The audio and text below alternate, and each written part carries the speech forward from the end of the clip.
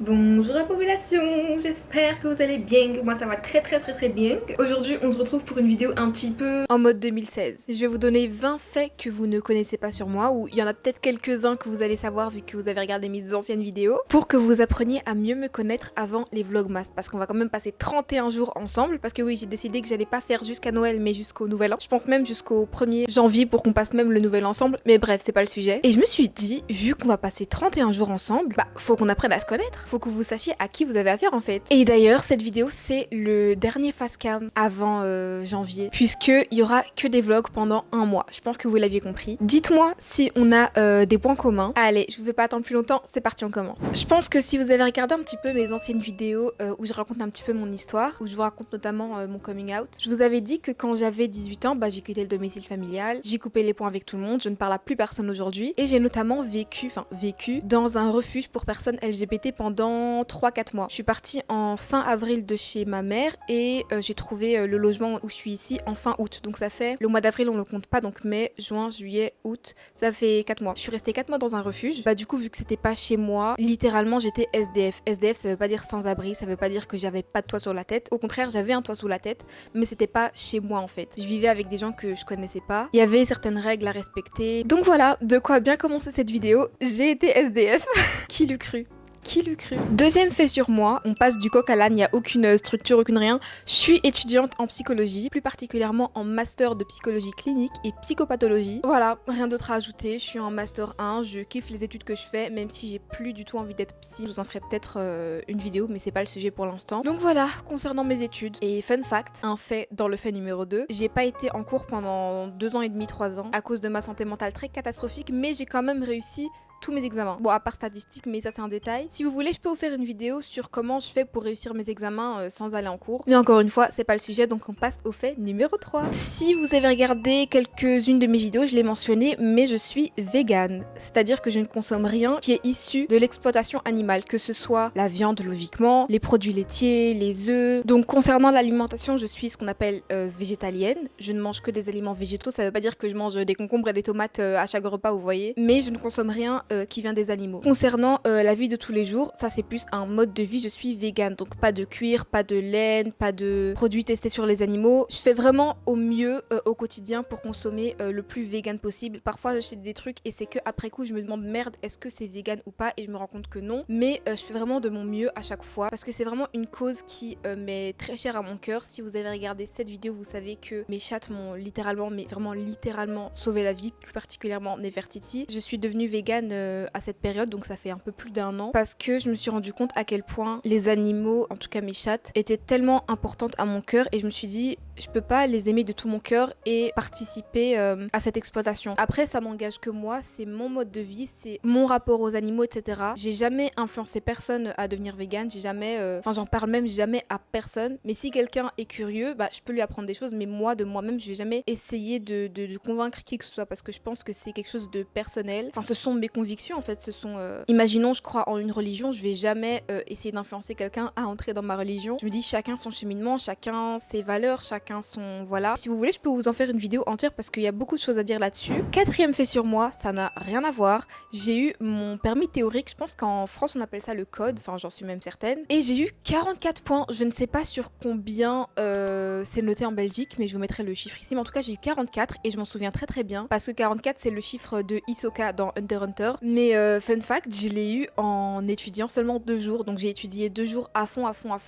J'y suis allée, j'ai eu 44 et voilà, big brain. Cinquième fait sur moi, je suis passionnée de mode, vraiment j'adore, c'est un univers que j'aime tellement, donc si c'est quelque chose qui vous intéresse, je pourrais peut-être vous faire quelques vidéos sur la mode. Sixième fait sur moi, je pense que allez, 80% d'entre vous le savent, mais j'ai 2 chattes. J'ai Nefertiti et j'ai Artemis. D'ailleurs ici, on a Artemis. Oh, je l'aime. Elle a entre 3 ans et demi, 4 ans, je sais pas trop, parce que elle a eu une famille avant moi. La famille en question ne pouvait plus s'en occuper. De base, j'étais censée la garder 2 semaines parce qu'ils allaient en vacances, mais finalement, je l'ai adoptée quoi. Et on a ensuite Nefertiti qui est en train de dormir sur son arbre à chat. Elle a eu 1 an le 20 août dernier et c'est la prunelle de mes yeux, c'est mon bébé. Et pour ceux qui ont regardé cette vidéo encore une fois. Vous savez que le même jour que Nefertiti, j'ai adopté également Cléopâtre. Malheureusement, elle est décédée quelques mois plus tard parce qu'elle avait des graves problèmes de santé. Mais dans mon cœur, j'arrive pas à considérer que j'ai que 2 chattes. Dans mon cœur, j'ai vraiment 3 chattes. D'ailleurs, il y a un petit hôtel à son effigie sur mon bureau. Il y a un petit cadre photo avec elle, des bougies et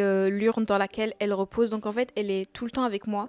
Tous les matins, je me lève, je vois le petit cadre, je lui fais un petit bisou. Enfin, elle est toujours là en fait, même si elle est pas là physiquement, elle est toujours là parce que... Enfin bref, ceux qui ont vécu un deuil animal, vous savez à quel point c'est dur, notamment la relation que j'avais avec elle. Je vous invite à aller voir cette vidéo pour mieux comprendre à quel point, même si on n'a passé que quelques mois ensemble, à quel point c'était profond ce qu'on a vécu. Mais bref, on va arrêter avec les larmichettes et on passe au point suivant. Je sais même pas c'est lequelième, mais bref. Je suis quelqu'un de très solitaire au quotidien. Là, je pense que vraiment tout le monde le sait. C'est-à-dire que quand je vais en cours, je parle à personne, j'ai pas d'amis. Et c'est même pas parce que j'arrive pas à m'en faire, c'est juste que je ne veux pas. Quand on essaye d'un peu de se rapprocher de moi, genre ça m'intéresse pas. C'est pas que j'ai peur ou que je suis anxieuse ou que je suis stressée, c'est juste j'ai pas envie. Au quotidien, je vois peu mes amis. Je suis pas quelqu'un qui a besoin d'entretenir les relations, de se voir souvent, de s'appeler, de s'envoyer des messages. Genre limite ça me fatigue.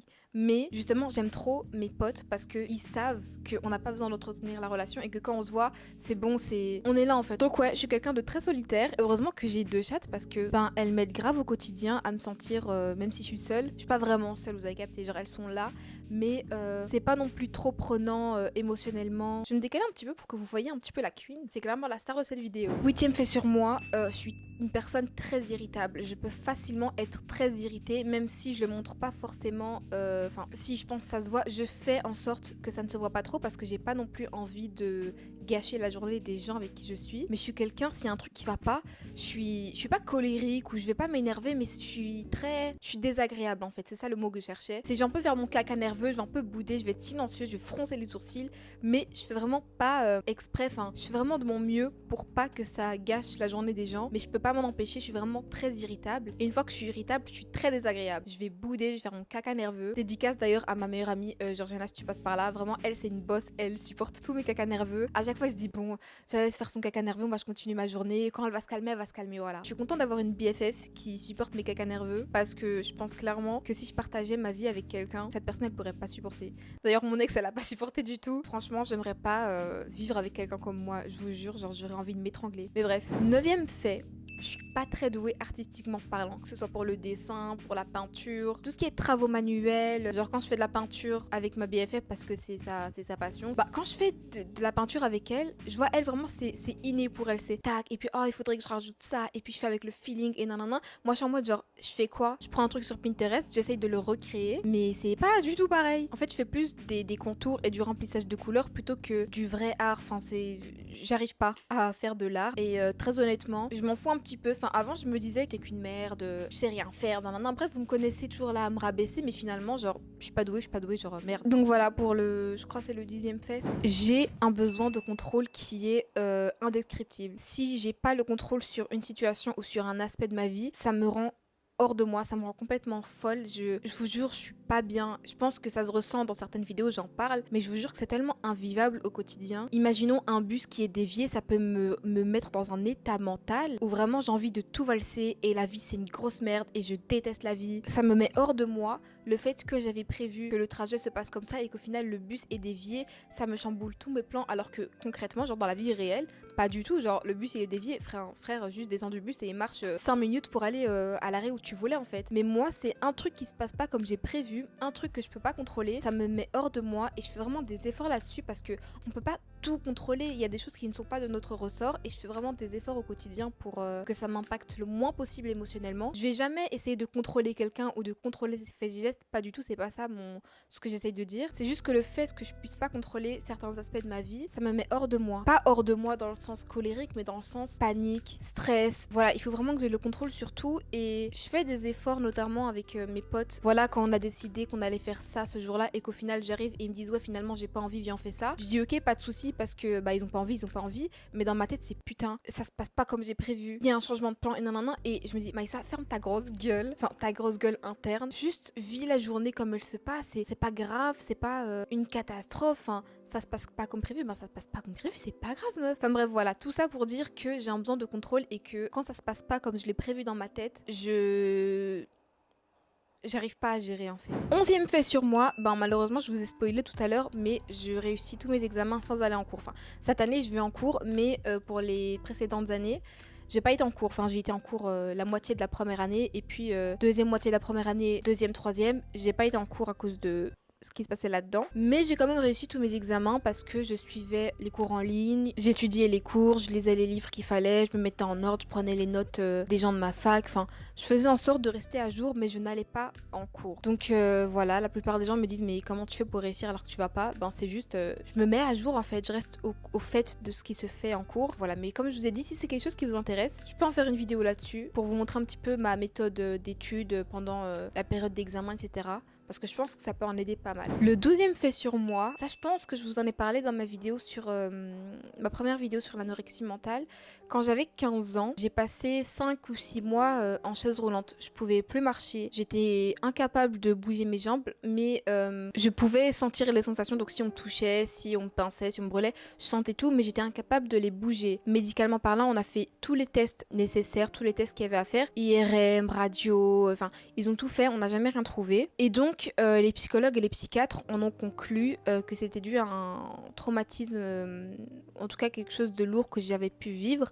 Sauf qu'à ce moment-là, j'avais rien vécu de traumatisant ou de gros événements qui me pesaient sur la conscience. Donc on s'est toujours dit, enfin en fait, on sait pas. Et dans ma famille, vu qu'on était très croyants, vu qu'on croyait, enfin ma famille croit en l'islam, etc. Moi aussi à cette époque-là, je croyais, enfin j'étais musulmane. On se disait que c'était soit de la sorcellerie, soit que, enfin je sais pas, quelque chose de religieux quoi. Mais avec du recul, j'ai quelques pistes de réponse, même si j'avais rien vécu de traumatisant. Enfin en tout cas, j'étais pas consciente que c'était traumatisant à ce moment-là. Je banalisais totalement, mais il y a des choses que j'ai vécues que je n'ai jamais parlé à personne. Enfin j'en ai parlé à mon psy récemment. Enfin récemment, il y a quelques mois. Enfin bref, je sais même pas pourquoi je vous parle de tout ça. Juste pour vous dire qu'à 15 ans, pendant la moitié de l'année, je pouvais plus marcher. Ensuite, j'ai fait de la rééducation. J'ai pu retourner en cours parce que pendant toute cette période, j'allais pas en cours. D'ailleurs, fun fact, dans ce fact qui n'est pas fun, c'est que quand j'allais pas en cours, j'avais des profs particuliers, enfin une prof particulière qui venait à la maison pour me donner des cours de maths, de sciences, etc. Et du coup, quand je suis retournée en cours, j'étais en avance sur le programme des élèves. Du coup, je savais, enfin je connaissais la matière avant que mes camarades de classe la connaissent. Et je m'étais tapé des 16, des 18 et tout. Bref, j'étais vraiment là en fait. Encore une fois, ce n'est pas le sujet, vous me connaissez, je fais que m'éparpiller. Je pense que c'est peut-être l'une des raisons qui fait que aujourd'hui j'adore marcher. Genre vraiment, je préfère 40 000 fois prendre les transports que de marcher. Tous les déplacements que je peux faire, je les fais le plus possible à pied parce que j'adore marcher. Je pense qu'on se rend pas compte d'être autant de temps privé de ses jambes, de sa mobilité. Je peux vous en faire une vidéo si ça vous intéresse, mais c'était tellement lourd psychologiquement, que ce soit socialement, santé mentalement. Il y a beaucoup de choses à dire et je pense très honnêtement que je vais vous en faire une vidéo, mais si c'est quelque chose qui vous intéresse, dites-le moi. Si vous avez des questions aussi, n'hésitez pas. Là, je me rends compte que j'ai vécu beaucoup de choses. Waouh, à 21 ans, c'est beaucoup. Enfin bref. 13e ou 14e fait sur moi, je sais plus. J'ai vraiment pas besoin d'amis. C'est-à-dire que si demain, l'une ou l'un de mes amis, enfin l'une plutôt parce que j'ai que des filles, s'ils arrêtent de me parler, genre ma vie elle continue. Je sais pas si vous voyez ce que je veux dire, genre je vais pas m'apitoyer sur mon sort, je vais pas pleurer, je vais pas... Enfin ces personnes vont pas me manquer parce que... Enfin dites-vous dans votre tête, si j'ai su quitter toute ma famille, genre même ma propre mère, je peux quitter n'importe qui, enfin genre je m'en fous. Ça peut peut-être faire mal au moment même, mais après genre ma vie elle continue et je m'en fous. Il y a récemment des potes qui ont arrêté de me parler parce que je parle un peu trop ouvertement sur mes vidéos, mais j'en ai rien à foutre, enfin je parle de ce que j'ai envie dans mes vidéos, j'aborde les sujets que j'ai envie, enfin je suis moi, je vais pas me restreindre parce que c'est des sujets que mes amis ont du mal, enfin je fais ce que j'ai envie et si ça leur plaît pas, ça leur plaît pas. Mais vraiment peu importe le sujet, on peut arrêter de me parler, genre ma vie elle continue. Donc voilà, je pense que ça rejoint le fait que je suis solitaire au quotidien. Donc c'est pas comme si je voyais mes potes tous les jours et que d'un coup je leur parle plus. Ça fait un gros décalage, un gros... Pas du tout. Genre vu qu'on se voit peu avec mes potes, si on se parle plus ça change pas grand chose, vous voyez ce que je veux dire. Après ça veut pas dire que j'aime pas mes potes, mes potes je les aime de tout mon cœur. On est fusionnels, mais si demain on se parle plus, c'est la vie et... Enfin je sais pas, genre les gens viennent et partent comme on dit. Donc voilà. Ensuite, comme dirait l'ancienne Shira Kirinsky, j'ai fait partie de la chorale de mon école quand j'étais en première secondaire. J'avais quoi 11 ans, 12 ans, je pense 11 ans. J'adorais le chant, vraiment c'était ma passion. On avait fait 2 concerts, la prof me disait que j'avais la meilleure voix de mon groupe de copines et tout. À moi seule, j'avais été mise sur 7 chansons sur 21. J'ai pas chanté 7 chansons à moi toute seule, une toute seule et le reste c'était en petit groupe. Mais du coup, j'étais là en fait, vraiment. J'avais passé de trop bons moments dans cette chorale. J'y suis restée que 1 an parce que les musiques qu'on chantait, c'était pas des musiques que j'aimais. Genre, c'était vraiment genre Patrick Bruel, du Garou. Enfin, vous voyez les musiques un petit peu, je vais pas dire de vieux, mais pas très modernes quoi. C'était pas des chansons que j'appréciais chanter. Du coup, j'ai quitté la chorale parce que j'avais pas envie de chanter ce genre de musique. Donc voilà. Mais sachez que votre go, elle sait chanter. Enfin, ça fait très longtemps que j'ai plus chanté parce que je me suis un petit peu éloignée du chant, mais je me suis plus rapprochée de la danse. J'ai du potentiel. Très honnêtement. Anyways, le 15e fait, je pense que à peu près un tiers d'entre vous le savent, mais je suis marocaine. Du côté de ma mère, on est Rif, on vient de Nador. Et du côté de mon père, on est de Tétouan. À ce qui paraît, on est aussi un petit peu espagnol, etc. Mais quand je dis on vient d'où, personne ne sait me répondre, donc pour moi dans ma tête je suis 100% marocaine. Je parle ni arabe ni Rif, voilà pour ceux qui se poseraient la question. Ça c'est un fact dans le fact. Je parle pas arabe, je parle pas Rif tout simplement parce que mes parents m'ont pas appris. Et très honnêtement c'est pas 100% leur faute parce que même moi je n'ai pas eu le désir d'apprendre, enfin j'ai jamais trouvé l'intérêt de parler cette langue. Puisque toute ma famille parlait français, j'avais pas besoin d'apprendre ces langues là pour communiquer avec eux. J'ai pas eu l'intérêt. Avec du recul je me dis, apprendre une langue même si tu la parles pas avec tes profs, c'est toujours quelque chose de en plus, c'est toujours une richesse en plus, des connaissances que tu as en plus. Mais donc voilà, je parle pas arabe, je parle pas Rif, j'en ai jamais eu besoin, donc voilà. Ensuite, si vous avez regardé cette vidéo, vous savez que j'ai 4 tatouages. J'ai un serpent ici. Sur l'avant-bras, j'ai un tatouage qui est écrit Never Give Up pour n'abandonne pas la vie. Voilà, tout simplement. À l'arrière, j'ai un unalome. Et sur mon biceps qui est bien dèche, comme on dit chez les Marocains, qui est bien musclé, j'ai un kanji en japonais qui veut dire indépendance, liberté, se libérer de ses chaînes. Enfin voilà, il n'y a pas vraiment de définition claire, mais c'est un peu dans cet ordre-là. Si vous voulez en savoir plus sur mes tatouages, allez regarder cette vidéo parce que je vous explique tout en détail, que ce soit les soins, la douleur, les prix, les significations de mes tatouages, je vous dis absolument tout. 16e fait sur moi, j'ai subi du harcèlement scolaire. Beaucoup de harcèlement scolaire même. La première fois que j'ai été harcelée, c'était en primaire, 6e primaire. Il y avait la chef qui me harcelait, avec ses petits toutous qui me harcelaient, et le reste de la classe, même si eux ne m'harcelaient pas, ils faisaient partie du mouvement, quoi. Ils étaient contre moi, ou à minima, ils m'isolaient.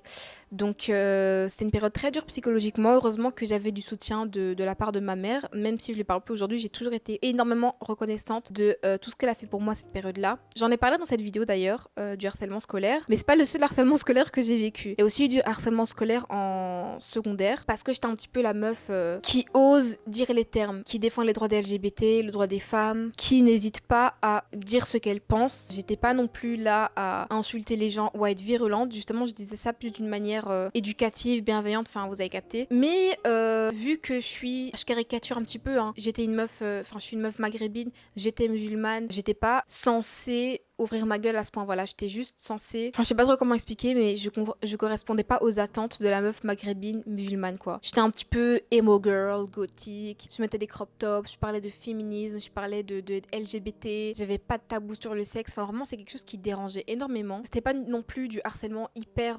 Ça m'a pas énormément impacté, mais c'était tout de même du harcèlement et ça me faisait chier au quotidien, même si c'était pas aussi fort qu'en primaire. Et la 3e période de harcèlement que j'ai vécue, c'était... Là, les dernières années, depuis que je suis partie de chez ma mère, je vais pas plus développer que ça. Je pense que c'est vraiment le harcèlement qui m'a le plus pesé. Je vais pas dire par qui, pourquoi, comment. Parce que très honnêtement, j'ai encore un petit peu...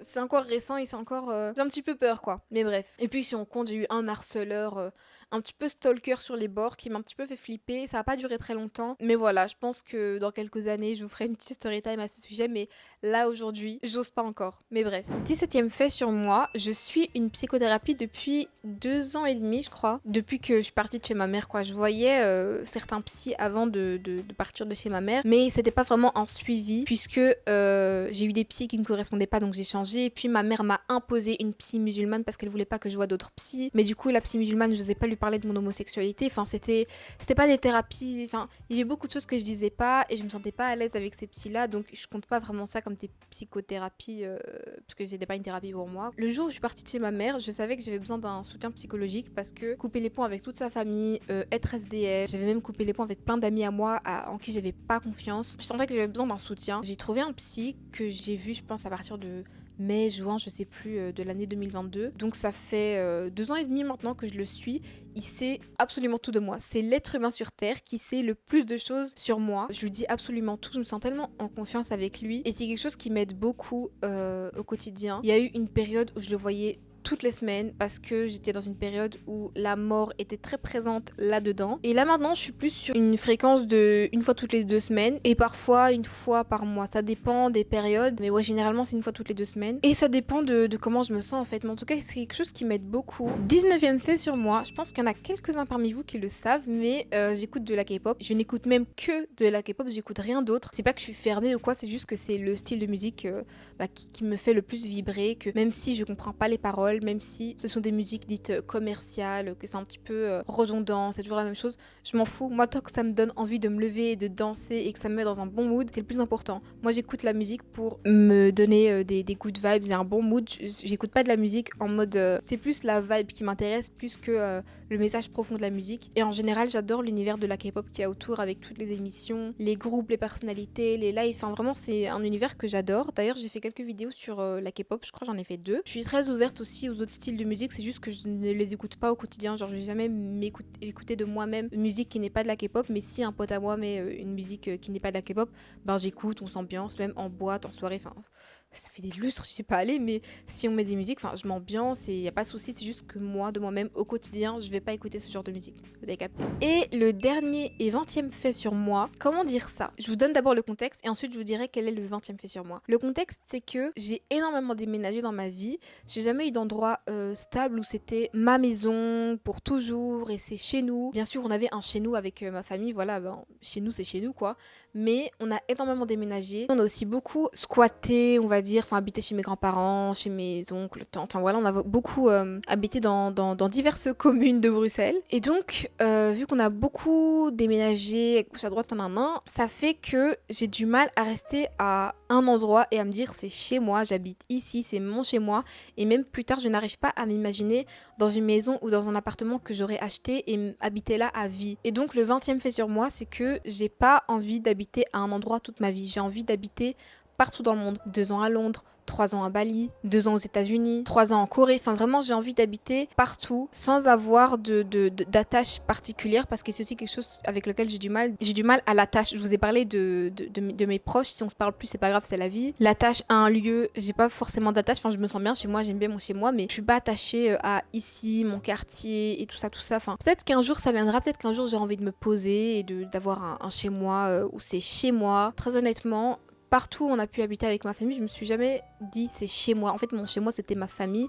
Peu importe où on habitait, c'était chez moi. Mais le lieu particulièrement, j'ai jamais manqué ce lieu ou je me suis jamais dit si je parle de ce lieu-là, je serais triste ou quoi. Mais donc voilà, le 20e fait sur moi et voilà les 20 faits sur moi en fait. J'espère que cette vidéo vous a plu, que vous avez pu apprendre à mieux me connaître. Si on a des faits en commun, dites-le moi. J'aimerais bien savoir qui est un peu comme moi, qui n'est pas du tout comme moi, qui est vraiment à l'opposé. Tant que ça reste dans le respect, bien évidemment. Vous pouvez me juger. On se donne rendez-vous le 1er décembre pour le premier vlogmas qui vont durer 1 mois. J'ai trop hâte, j'ai tellement hâte qu'on passe 1 mois ensemble, genre de me dire que je vais pas passer tout le mois de décembre à déprimer comme une merde. Merci de m'avoir écouté jusqu'ici, prenez grand, mais vraiment grand soin de vous. Bisous.